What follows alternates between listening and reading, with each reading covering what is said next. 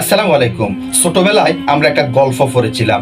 গল্পটা হচ্ছে একটা তৃষ্ণার্ত কাক ফানি ফান করার জন্য এতটাই মরিয়া হয়ে উঠছিল, সে আশেপাশে ফানি পাচ্ছিল না। অবশেষে সে একটা ফানির পাত্র দেখতে পেল। ফানির পাত্রটা দেখতে পেয়েও ফানি ফান করতে পারছিল না, কারণ ফানি পাত্রের এমন তলানিতে ছিল সে তার ঠোঁট দিয়ে ফানি নাগাল পাচ্ছিল না। অবশেষে এই কাকটি করলো কি, তার ওই পাত্রের আশেপাশে কিছু পাথর দেখতে পেল।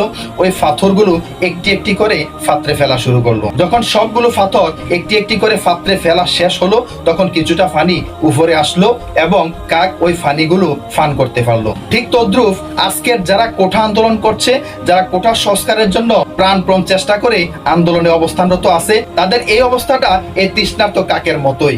যেমন আমি যদি আপনাদেরকে বলতে চাই যে ওই পাত্রের পানিটা হচ্ছে একজন মেধাবী ছাত্রের চাকরি, এবং ওই পানির পাত্রের আশেপাশে থাকা যে পাথরগুলো আছে, এই পাথরগুলো হচ্ছে তার এক এক ফোঁটা জড়ানো গায়ের